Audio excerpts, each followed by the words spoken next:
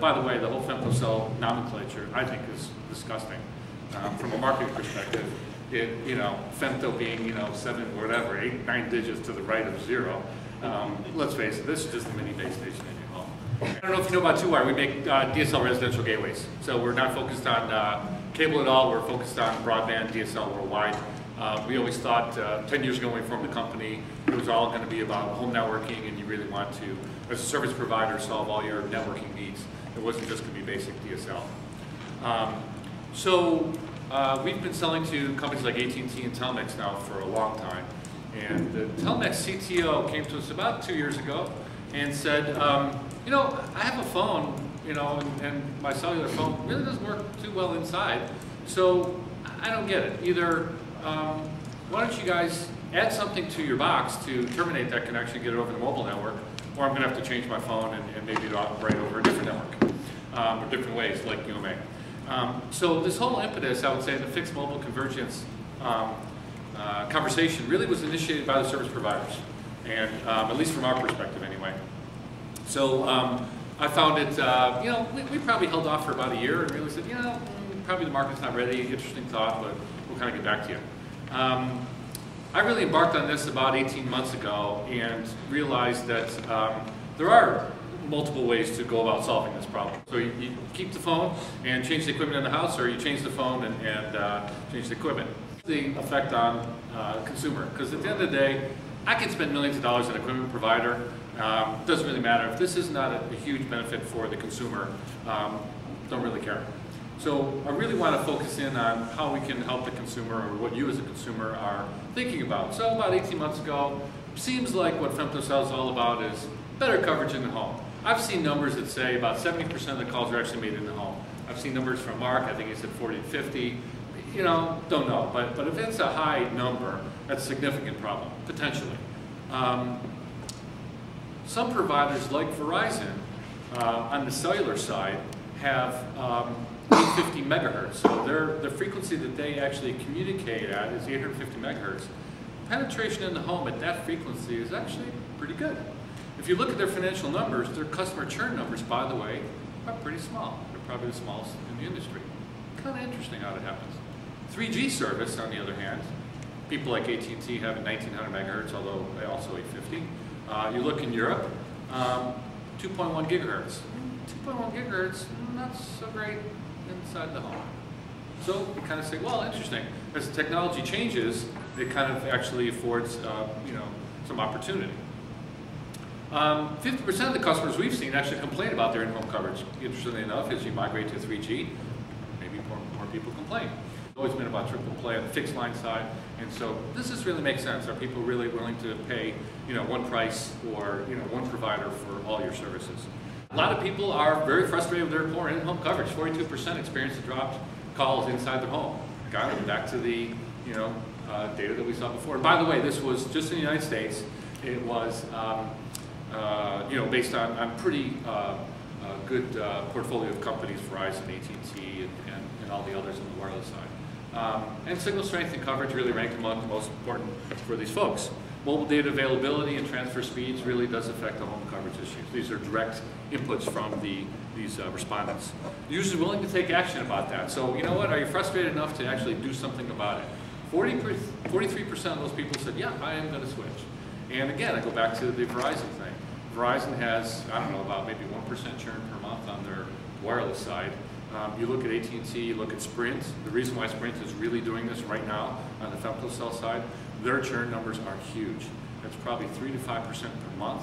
That means you're losing 36% of your customers a year. The subscriber acquisition cost for those customers could be, and by the way, so giving them a phone and other things, advertising, everything else, is $300 to $400 potentially. So if you're losing a third of your customer base, possibly per year, that kind of thing, those numbers really start to get huge. So lowering that churn is a huge ordeal. 37% of people said, yeah, I put some other equipment in the home, this is potential for me. And 61% said, they're likely to purchase a bundle of services that includes high-speed internet and mobile and the fixed line and TV services. So a real quad play coming from a service provider is really what people are interested in. So if you look at US, let's say, versus Europe, If you are US and you're an AT&T carrier or Verizon carrier, you basically have segmented your business into fixed line and wireless. And if the FemtoCell is actually going to give you great voice service in the home, there's potential that maybe I don't want my fixed line voice service. Why do I want both? In fact, is when people call my fixed line number, and it's usually for my kid, and I got to scream upstairs. It's kind of annoying to me personally. Let them call their cell phone, because you know what, they have one anyway. So, you know, the impetus to actually get the fixed line providers and the wireless carrier, if they happen to be also the same one in the United States, this is actually a pretty difficult issue for them to grapple with. Because it could take away revenue from one, you know, hand and give it to the other. If you look at Europe, it's kind of fascinating. They have local loop unbundling. I could formulate a carrier business tomorrow. I can go to BT and get a fixed line service. I can get a fixed line DSL line. And I can start selling any service I want. If you're Vodafone, there's an opportunity for you to get all the share of wallet from that customer. I will absolutely get rid of my fixed line service. I would get my DSL from Vodafone. And if the FemtoCell is actually what it provides, I would have superb circuit switch voice capability inside my home. And they already have the, you know, mobile network, right? So there's a huge opportunity, I think, in Europe because of local loop unbundling and because just the way the structure is that I actually think FemtoCells probably would take off in Europe faster than the US, only because of a bundling issue. 3G services today, you can get 7 meg. I know Telstra even announced 14 meg. I get 14 meg actually over a 3G service. That's fantastic. Interesting, but you know, base station today probably serves, I don't know, 150, 200 users. Trying to get 14 meg to 200 users, you know, the backhaul from base stations, you just can't do that today. So if you look at what's going on in the industry, you know, fixed line providers are trying to upgrade their DSL network and giving you, you know, 50, 100 megabits. You can actually use that kind of capability over DSL with a femto. So rather than upgrading the whole base station infrastructure, you can actually leverage the DSL network. So you can certainly lower your CapEx.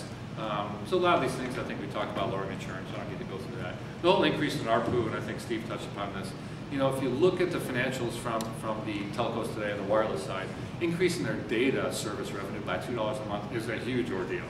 You know, if you're talking 50 million customers, an extra $2, so that's 100 million times 12 months, that's an extra $1.2 billion. By doing maybe a little bit of tweak on their network, that's a, you know, that's a number to the bottom line. So the whole radio planning. If I put a FemtoCell and start radiating in my house and it really affects the macro network, ooh, that's a bad thing. If you're the RF engineer, that's the last thing you want to see is a FemtoCell in my network. I engineered those 20,000 or 50,000 base stations in the United States, and I never thought about a FemtoCell before. This is scary to me. So I think you're going to start to see a slow rollout because of the interference, potential interference. I think somebody else mentioned today that a lot of the FemtoCells can transmit up to 100 milliwatts. What they really do upon initiation too is they really want to go out and measure the macro cell. If that thing is radiating really high towards your house, you know, it's going to really pare down very small, so you're not going to get that much interference. There's a lot of dynamic adjustments that are going to be made in order to make sure there's no interference. But all that work and all that, those capabilities are going to, you know, take a lot of time before you start to see millions of deployments. Equipment today in a FemtoCell, you know, a good 3G or you know, CDMA 1X and EVDO kind of product, I'm talking probably to the carrier anywhere between $200 and $500 depending on what that is. They have to subsidize this a lot in order to make you, the end user, interested in this. Because basically what I'm saying to you is you're getting my service and install this box for better service. Well, why would I pay for this if I'm the consumer? I'm paying for good service, so just give me the good service. So I don't think you're going to see, that's why I think even Sprint is trialing $50. $50, $100 maybe for, you know, what we think is an all-in-one product to give you all those services, possibly. But anything more than that, I just don't think the subscriber is willing to pay. If you do put a FemtoCell in your house, you are going to dissipate more RF signal. You really want to do that. Lastly, I think low-priced, all-inclusive gateway with FemtoCell, all that is really where the market's going to go. It's DSL or cable. I do DSL, but I think on the cable side it's going to be the same thing. It's got to be one product, one installation. I call it customer care center. If I have a problem with my mobile phone, my TV service, my data, it's got to be one place and I can get my answers really quickly.